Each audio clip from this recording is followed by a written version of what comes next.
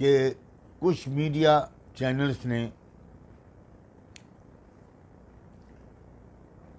میری اس کاوش کو، جس کے ذریعے میں نے کوشش کی کہ 1 مہینے کی شب و روز کی محنت و تحقیق کے بعد مہاراشٹر جو یو پی کے بعد سب سے بڑا صوبہ ہے اور بعض پہلوؤں سے سب سے اہم صوبہ ہے، اس کی ایک اسمبلی کی سیٹ کی نوعیت، وہاں امیدواروں کے بارے میں تفصیلات، وہاں کے اصحاب رائے کا رجحان جاننے کی کوشش کی۔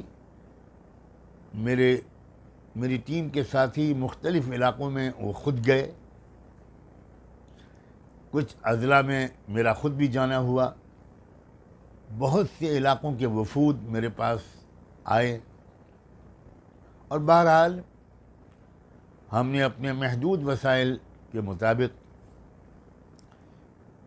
جاننے کی کوشش کی، اور ہمارے سامنے اصل نشانہ یہ تھا اور یہ ہے کہ وہ کون سا امیدوار ہے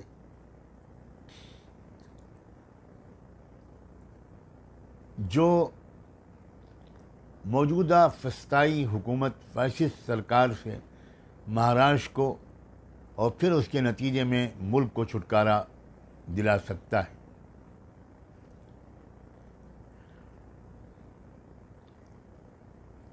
اب اس معیار کو سامنے رکھ کر ممکن حد تک اپنی بساط اور استطاعت کے مطابق تحقیق کے مختلف مرحلوں سے گزار کر ہم لوگوں نے ایک لسٹ تیار کی، اور پریس کانفرنس میں اس لسٹ کو ہم نے میڈیا کے ذریعے مہاراشٹر کے ووٹروں کے سامنے رکھنے کی کوشش کی۔ ظاہر ہے کہ جو موجودہ سماجی حالات ہیں اس میں ہمارے اخلاقی شرعی معیار کے مطابق تو شاید ہی کوئی امیدوار پورا اتر سکے۔ ہم کو دیکھنا یہ ہوتا ہے کہ یہ جو گروہ آر ایس ایس کی گودوں میں پلا ہوا اقتدار پر قابض ہے،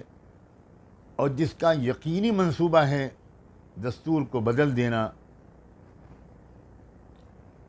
اور مسلمانوں کو، اقلیتوں کو، دلتوں کو، دیگر کمزور طبقات کو دستوری حقوق سے محروم کر دینا، اس امیدوار کو شکست دینے کی پوزیشن میں کون ہے؟ ہمیں کئی بار ایسے امیدوار کی بھی تائید کرنی پڑی، عام حالات میں جس کی تائید کرنا مناسب نہیں تھا، لیکن سارے باشعور باخبر حضرات زمینی حقیقتوں سے واقف ہیں، جن کی تفصیل اس وقت میں بیان کرنا ممکن اور مناسب نہیں سمجھتا۔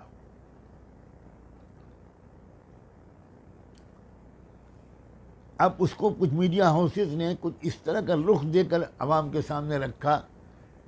کہ ایک ووٹ جہاد کا نعرہ دیا گیا ہے، اور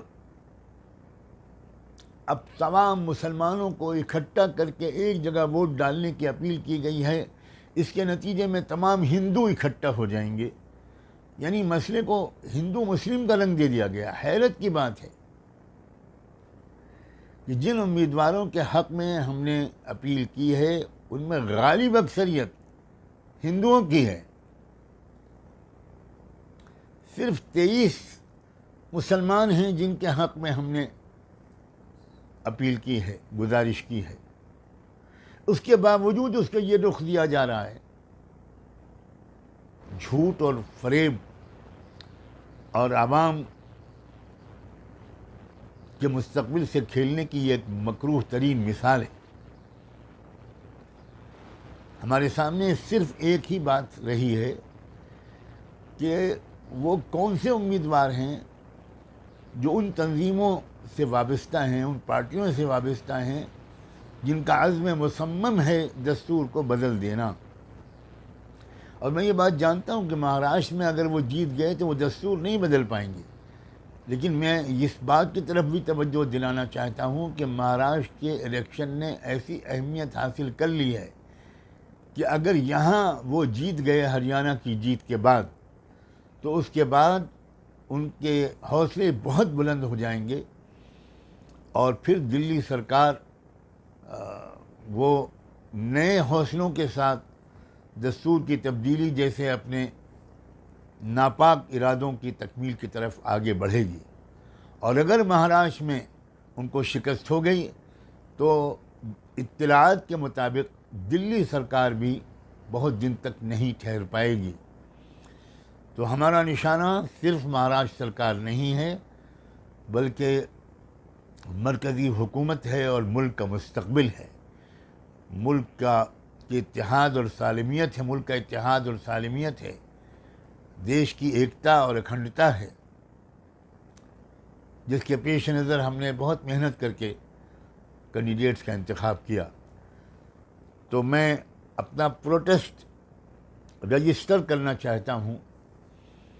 ان میڈیا ہاؤسز کے خلاف جنہوں نے بالکل ٹویسٹ کیا ہے میری بات کو، اور میری اس اور ہماری ٹیم کی اس محنت کی جو اسپرٹ ہے اس کے جسٹ اپوزٹ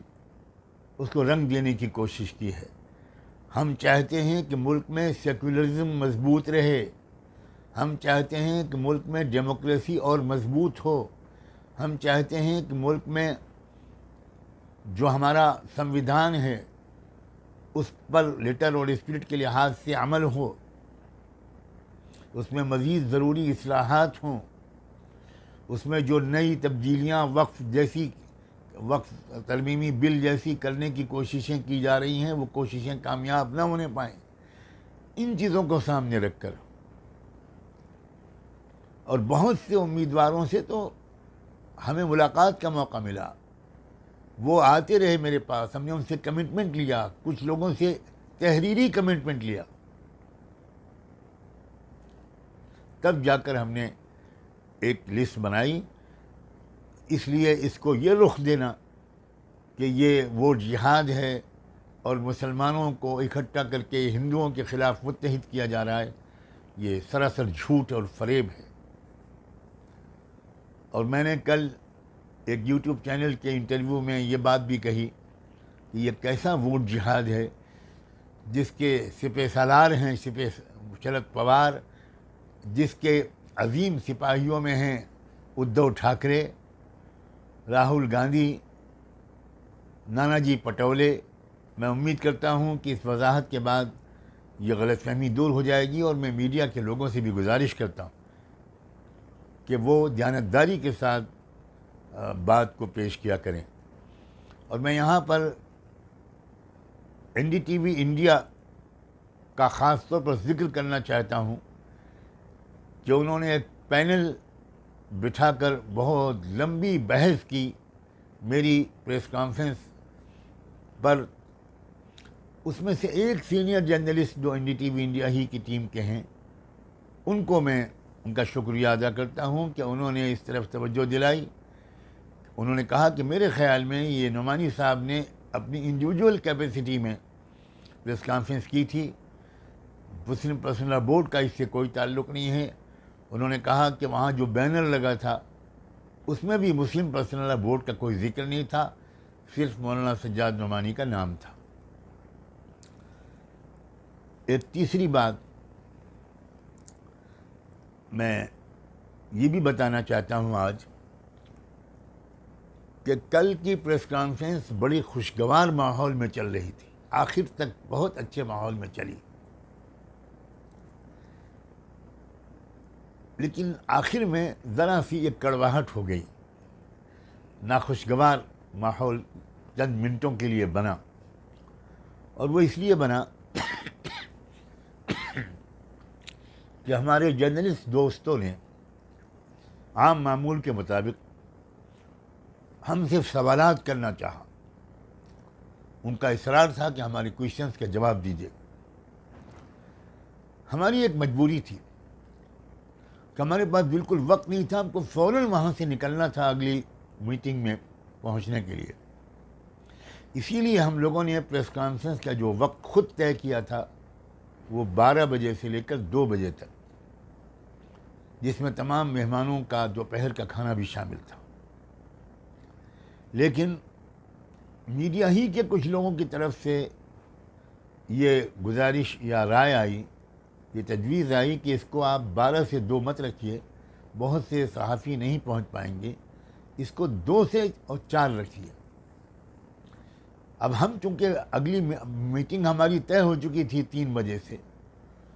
تو ہم کو پریس کانفرنس سے فارغ ہو کر فوراً وہاں سے نکلنا ضروری تھا. اس لیے ہم سوال نہیں لے پائے، سوالوں کا جواب نہیں دے پائے. میں بے شمار پریس کانفرنس کو ایڈریس کر چکا ہوں. اپنی جوانی سے میں پریس کانفرنسز کا ایک تجربہ رکھتا ہوں، اور مجھے معلوم ہے کہ پریس کانفرنسز میں سوالات اکثر اس کا لازمی حصہ ہوتے ہیں. اس لیے میں اپنے میڈیا کے تمام دوستوں سے بہت معذرت چاہتا ہوں. آئی ایم ویری سوری کہ ہم ان کے سوالات نہیں لے سکے، لیکن ہمارا جو ایکسکیوز ہے وہ بھی میں نے اس وقت بیان کر دیا. ہم اس وقت اتنی جلدی میں تھے کہ ان کے سامنے ہم اپنی یہ مجبوری بھی نہیں رکھ سکے، اور ان میں سے کچھ لوگ